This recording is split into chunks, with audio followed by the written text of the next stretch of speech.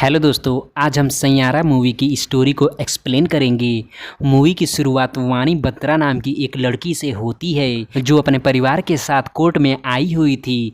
असल में वह किसी केस के सिलसिले में नहीं बल्कि अपने बॉयफ्रेंड महेश से कोर्ट मैरिज करने आई थी। वाणी के परिवार के लोग काफ़ी खुश थे और वाणी भी बहुत सारे कपल्स को कोर्ट मैरिज करता देखकर काफ़ी खुश थी। तभी वाणी के बॉयफ्रेंड महेश का फ़ोन आता है जिसे वाणी चहकते हुए कहती है कि महेश तुम कब आ रहे हो, मैं तुम्हारा बहुत ही बेसब्री से इंतज़ार कर रही हूँ। जिस पर महेश वाणी से कहता है कि वाणी मेरा प्रमोशन हो गया है और मैं सैन फ्रांसिस्को जा रहा हूँ।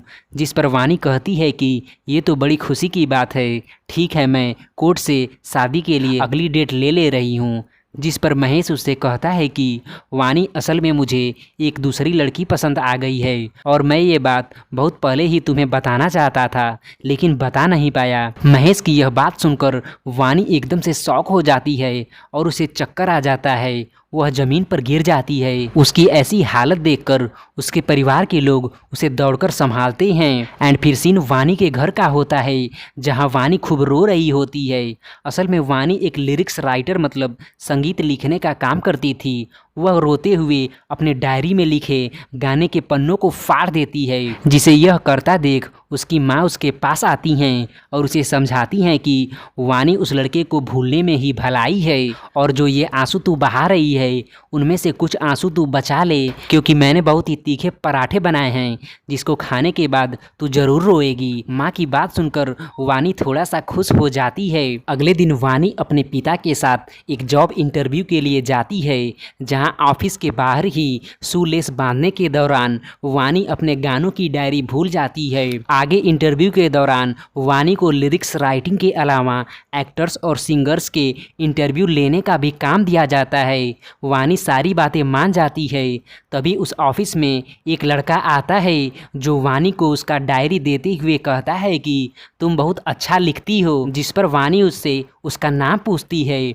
तब वो लड़का उसे बस 2 मिनट रुकने को कहता है एंड फिर ऑफिस में अंदर जाकर वह लड़का एक सीनियर एम्प्लॉय को पीटते हुए कहता है कि तुम लोग बस नेपो किड्स के बारे में अच्छा लिख सकते हो, रियल टैलेंट की तो तुम्हें कोई कदर ही नहीं है। तब हमें पता चलता है कि वह लड़का कोई और नहीं बल्कि एक स्ट्रगलिंग सिंगर क्रिस कपूर है। मारपीट करने के बाद क्रिस वहां से निकलकर अपने क्रू के पास जाता है जहां क्रू के ही एक मेंबर जो कि नेपो किड था उससे वह लड़ाई कर लेता है और कहता है कि गाना मैं गाऊं और सारा क्रेडिट तू ले, अब ऐसा नहीं होगा। जिसके बाद क्रू के सारे मेंबर क्रिस को छोड़कर चले जाते हैं लेकिन केडी नाम का दोस्त क्रिस के साथ रुकता है।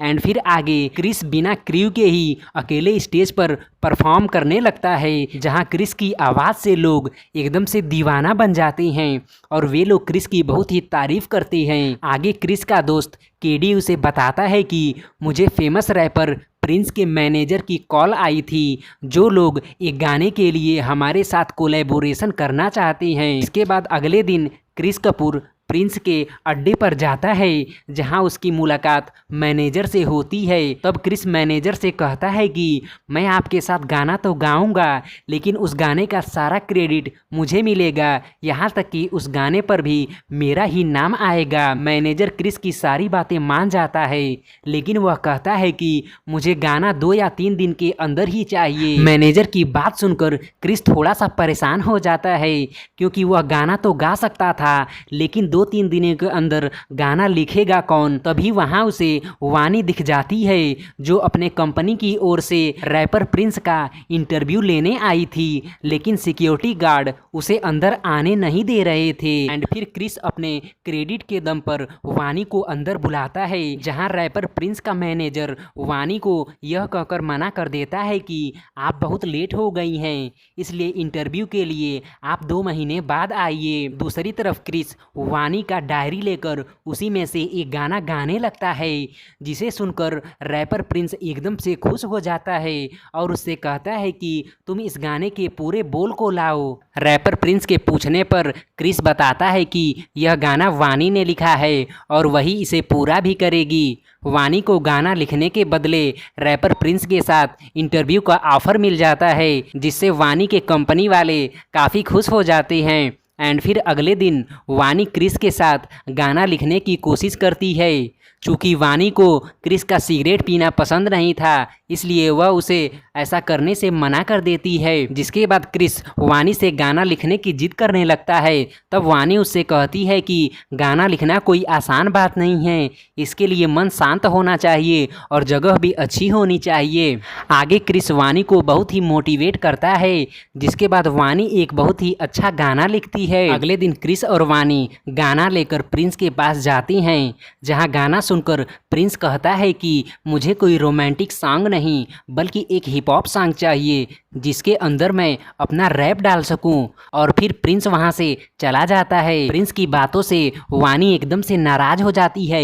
तब क्रिस उसे समझाता है कि हम दोनों को पैसा और नाम चाहिए, इसलिए तुम्हें हिप हॉप सॉन्ग लिखना होगा। एंड फिर क्रिस और वानी बाइक से रास्ते में जा रहे होते हैं कि रास्ते में उन्हें पुलिस वाले मिल जाते हैं, जो क्रिस के पिता को दारू पीकर हंगामा करने के लिए अरेस्ट कर लेते हैं। जिसके बाद क्रिस के साथ वानी मिलकर उसके पिता को छुड़वाती है। एंड फिर वानी क्रिस के पिता को एक हेल्थ केयर सेंटर में शराब छुड़वाने के लिए भर्ती करवाती है, जहां वे लोग बहुत सारे पैसों की डिमांड करते हैं, जिसके लिए क्रिस रैपर प्रिंस के मैनेजर से मिलकर पैसों की डिमांड करता है। तब प्रिंस का मैनेजर उससे कहता है कि अगर गाने का सारा क्रेडिट हमें मिलेगा तो मैं तुम्हें पैसे दे सकता हूँ। अपने पिता के इलाज के लिए क्रिस अपनी खुशी को कुर्बान कर देता है, जिसे देखकर वानी एकदम से शॉक हो जाती है। आगे वानी हिप हॉप सॉन्ग को लिख देती है, जो क्रिस कपूर प्रिंस के लिए रिकॉर्ड कर देता है। बदले में क्रिस को पैसा मिल जाता है और वानी को प्रिंस के साथ इंटरव्यू मिल जाता है, जिसके बाद सभी खुश हो जाते हैं।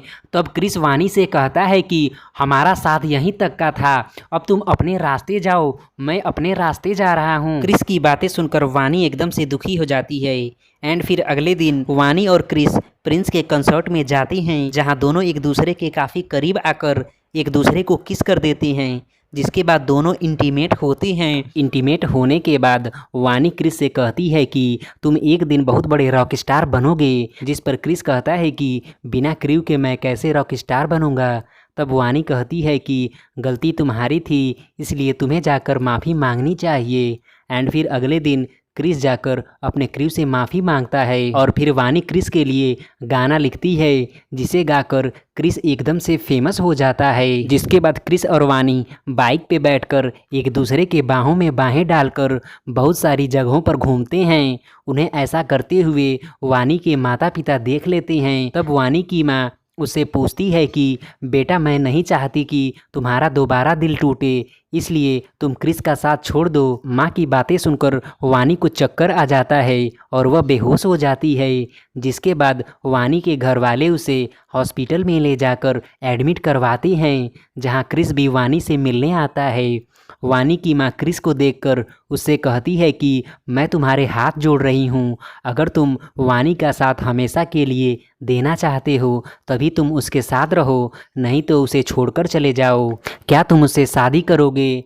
जिसके बाद क्रिस वानी से मिलने अंदर रूम में जाता है और उससे कहता है कि चलो वानी, हम दोनों शादी कर ले रहे हैं। जिस पर वानी कहती है कि क्रिस, तुम शादी का मतलब भी जानते हो कि नहीं। आगे वानी क्रिस को समझाते हुए कहती है कि अभी तुम्हारा करियर बनना शुरू हुआ है, इसलिए मैं शादी करके तुम्हारे ऊपर प्रेशर नहीं देना चाहती हूँ। एंड फिर वहाँ डॉक्टर आ जाते हैं, जो वानी के माता पिता से कहते हैं कि इसकी सारी रिपोर्ट्स नॉर्मल है, फिर भी आपको एक बार न्यूरो एक्सपर्ट से मिलकर इसे दिखा देना चाहिए। एंड फिर अगले दिन वानी अकेले ही न्यूरो सर्जन से मिलने के लिए चली जाती है, जहाँ कुछ टेस्ट लेने के बाद डॉक्टर बताती हैं कि वानी, तुम्हें अल्जाइमर की बीमारी है और धीरे धीरे तुम सब कुछ भूल जाओगी और तुम्हारे साथ कभी ऐसा भी होगा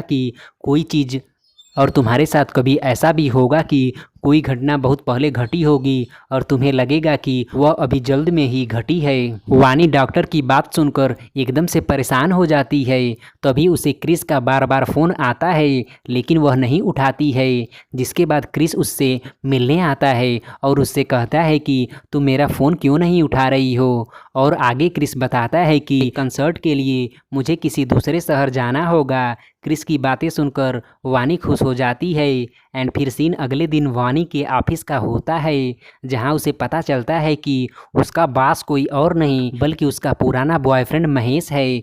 महेश को देखकर वानी एकदम से शॉक हो जाती है एंड फिर वो क्रिस के पास आकर उसका बैग पैक करती है और कुछ देर बाद क्रिस से कहती है कि मैं अपना जॉब छोड़ रही हूँ, चलो मैं तुम्हारा बैग पैक कर देती हूँ।